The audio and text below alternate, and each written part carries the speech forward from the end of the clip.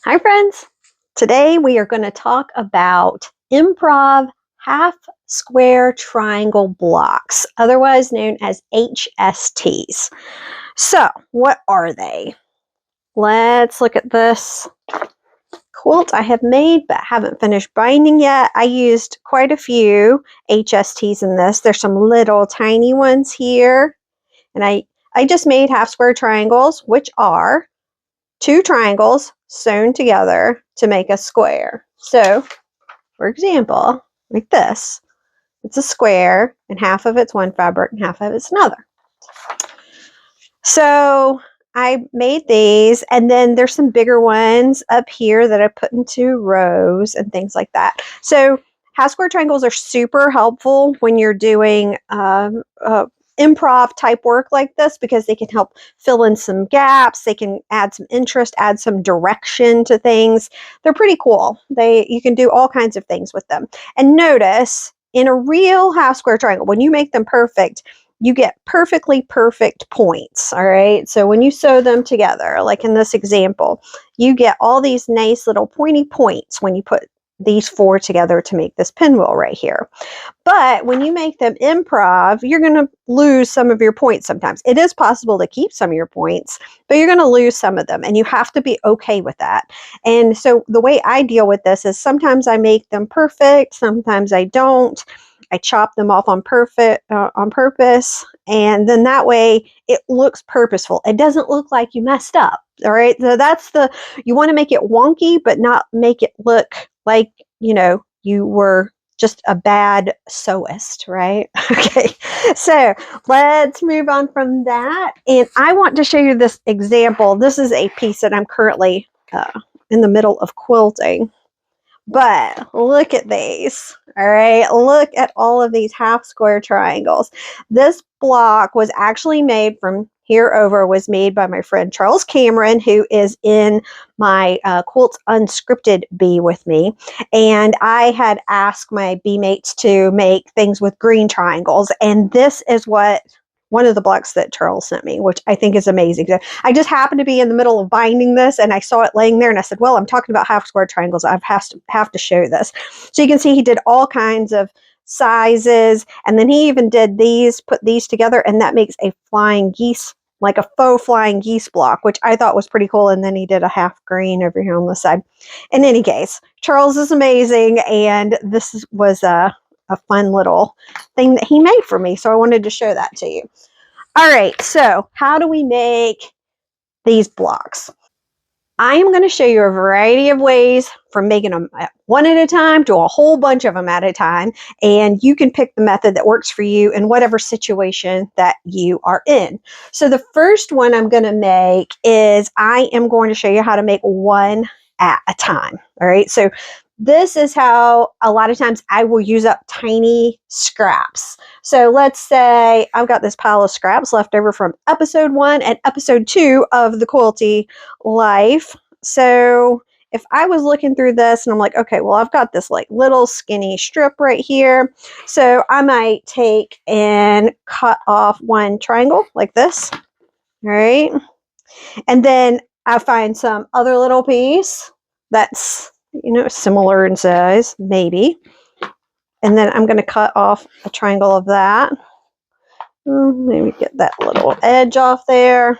And then I can just sew those together. It will make a really tiny one. I would just sew right along that side and then press it open. And then I would get one tiny little half square triangle. Obviously, you can do it with bigger ones. So you don't even have to worry if they're square to start with, honestly. You can just say like this. I'm going to lay it like this. And then I'm going to put it right sides together, since this one is a directional fabric. A lot of times I work with solids, so I don't have to think about that. But then go like this. And then I could sew down this side and I'd have this one, or I could sew down that side and get this one, or I could just do both of those if I wanted to. So then I would have this like that. And then after they're sewn, then you can decide how to square them up. And that allows you to decide where you're going to keep your points, where you're going to lose your points, things like that. I will sew these in a minute so you can see. And then we will be able to, I can show you how to cut everything down. All right, the other way I want to show you is the 2 at a time way. And I'm going to get this, I need a square of fabric that's approximately the same size. All right, these are rectangles, but we're going to cut approximate squares from them. So you've got these 2 squares that are close to the same size. They're very close to the same size, but they're not actually square, which is fine. We're going to line these up, right sides together, and then I'm going to take my ruler and a marking pencil that will show up on this and draw a line on, this is on the wrong side of the fabric. So if it was on this fabric, I would obviously be doing it on that side. It shows up better here, so that's why I did it here. Now what you're going to do with this, the reason you drew this line is when you take this to the sewing machine, you're going to sew 1/4 of an inch to that side and 1/4 of an inch to that side. All right, so I will show you that once I sew those as well. Another method is the 4 at a time method. So 4 at a time, let's go like this. We'll measure it based on this. Let's try to get this to be pretty close to a square. That looks pretty good. All right, so when we do 4 at a time, this one seems a little crazy, but go with me here. We're going to sew all the way around the outside edge of these. And then when we come back, we're going to slice them like this, and it'll give us 4 small half square triangles. So that's a pretty cool method as well. So I'm going to sew these first. We'll talk about there's a couple of other ways that you can go about this, but we'll do these for now, and we'll come back and discuss how to press them open and other considerations like that. I have sewn all of these now, and as usual, like in episodes 1 and 2, and by the way, if you're here, hey, hit the subscribe button. That would be super helpful, but let's move on. So these are all sewn now, and as you can see here, if you can see the line, I got a little wonky on this one side, so I decided when I sewed the other side, I'd go a little wonky too. So I was super close here, so I went wide here. It doesn't matter. That's the great thing. So you really don't even need to draw this line. If you can eyeball where this line is, these just need to be far enough apart so when you cut it down, you have enough seam allowance. All right, so you can actually just cut this without a ruler, or you can do what I'm about to do right here and line it up, make sure you have enough seam allowance all the way across. If you'd done a good 1/4 inch seam allowance, you could cut right on the line you drew. All right, so when you do it this way, you then press it open like this. I always press to the dark side on half square triangles, but if you like to press things open, feel free to press things open. But that's what they look like, and you just do the same thing to the other side. Then I would take this over to my ironing board and hit that with some heat to lock it in. So I'm not going to do that for now. Let's go and look and see what happened with these. So these were the ones that I did where I just did, cut 2 things in half and then sewed them one at a time. So instead of sewing across a square, I just pre-cut them in half. Right? So you can see that looks very similar to the other ones that we made. So that's an easy method, and then you don't have to draw any lines or worry about that 1/4 inch seam allowance situation that you did there. And then this one just makes a tiny, tiny one. And I like to make these with the little offcuts from other things. When I cut them off, you can turn them into little half square triangles that you can use for all sorts of stuff. All right, let's do this really interesting one. So I'm going to first cut off the extra fabric. Now I could have done that to start with before I sewed, but improv. So here we have, let's turn on this side so you can see better. I just sewed 1/4 of an inch-ish around the outside edge. I started here, and when I got to the corner, I would just put my needle down and turn. That's all I did. I went all the way around the outside. So now what I'm going to do, I'm just going to cut corner to corner. And again, you could do this with or without a ruler. It doesn't matter. And you could turn the whole thing and cut it, or you can cut them in half one at a time, which I'll do just so you can see what's going on. And then that way you don't have to worry about them they're not all exactly the same, which is kind of fun. All right, I'm actually going to cut that at a little more of an angle, so I have one that's kind of fatter and one that's kind of skinnier. All right, so now, same thing. You just press them open, and then they look like that. There you can see, there's 4 of them, and they're all exactly the same.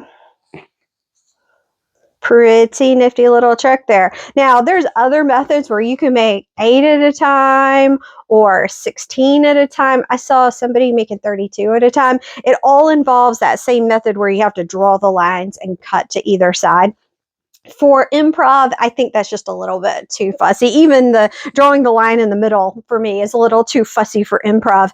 I like these more kind of wild and crazy methods to give me what I want. But I'm going to go to the ironing board and iron all of these, and then we'll come back and talk about cutting them down. They're all pressed now, and let's work with this sort of bigger one that's got some wonkiness to it so you can better see what's going on. So really, you don't have to worry about this too much because you can always square things up later. But if you want to make these perfectly square at this point, you can. But usually what I do is more like this. I just want a straight-ish edge. And if it's sort of rectangular, square, which it is now, that's square enough for my taste, I will just save it like this. So I do usually cut the little dog ears off just so they're not visually messing with things when I put it up on a design wall. I don't have these little things sticking up and they mess up my visual interpretation of what's happening. So I will cut those dog ears off. This one is really wonky, so let's look at this tiny one. You can see it's not square at all. What I would usually do there is just cut off the dog ears and leave it kind of crooked, because maybe when I sew it to something, I need something that's a little crooked to sew to the next piece. So don't get too carried away with squaring things up too early in the process.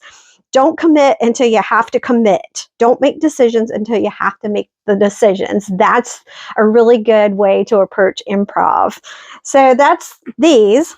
But I promised you another cool method, and I'm going to show you that now.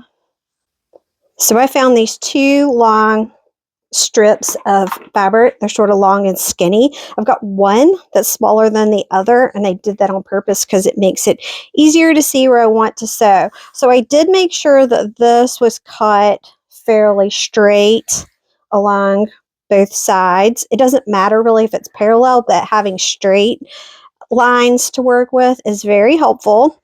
So you're just going to go to your sewing machine and just sew 1/4 of an inch away from these straight sides. And then this is just extra fabric. We'll deal with that when I come back.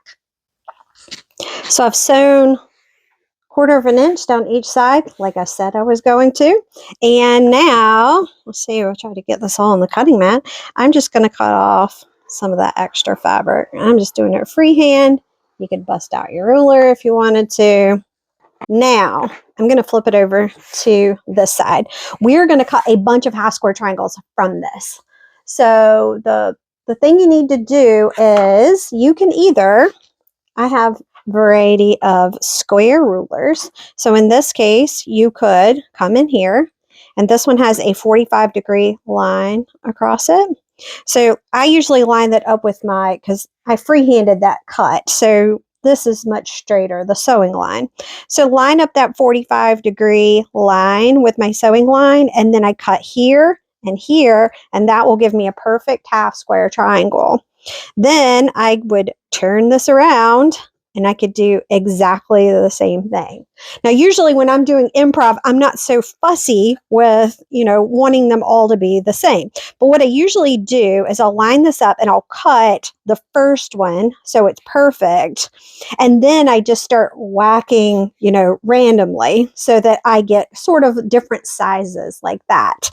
The other thing you can do is you can go this way, and then you can make this one a lot smaller if you wanted to. And then you could have a big one, a small one. So you can do lots of different things. The other way you can do this without using a square ruler is to use there's a 45-degree angle on your mat, like this. And you can line that up, and then that all of these lines are now 45 degrees. So you could cut here and then you could cut here, and then you could cut here, and then you know exactly where they are. You don't have to keep moving that ruler around. So putting this on the 45, then you've got at every quarter inch, basically, you know where 45 degrees is. So if you don't want them to be exactly 45, you could say, okay, well, I know that is exactly 45, so I'm going to make it maybe a little off. So that way you don't end up with things that are super crazy. So this is what I'm actually going to do, and I'm going to do it without using a ruler, just to show you how I would normally do this. So I usually try to go through this point so I lose less of this on this side. And I'm going to cut barely at 45 degrees. I'm not going to let it go too crazy. So then I look and I say, okay, well, that is here. So I want to try to maybe get close to that, or maybe I don't care and I want this to be a fatter point up here. Now, do notice if you go fatter, you're going to have you maybe have to unpick that right there. So when I'm using this method, I'm usually shooting to hit it here or below so that I don't have to unpick any of that sewing right there. So I'm going to go here, that, and then I'm going to go up this way, and then maybe I'll go here, and then I'll just keep on going like this and using my matte lines to keep myself, so I'm going sort of in 45 degrees, right? So you don't get too far off. Now, if you keep going, you'll get a whole bunch of them, and then you do like that. So that makes it really fast. You only have to do 2 long seam lines, and you end up with a bunch of, and you can see right here, I had some stitches, but if there's only a few, they pull out really easily like that. And they don't, cause any kind of issues, because that's going to be sewn into your seam allowance later anyway. So even if there's a few little holes, it won't matter. So that's a pretty cool, super speedy method, right? So I hope that you have learned a lot about half square triangles today, and you have found maybe some new ways to make them in an improvisational way. And if you have liked this content, make sure you support the channel and click the subscribe button. And I will see you next time for episode 4 of the Quilty Life with me, Jenn George Burt.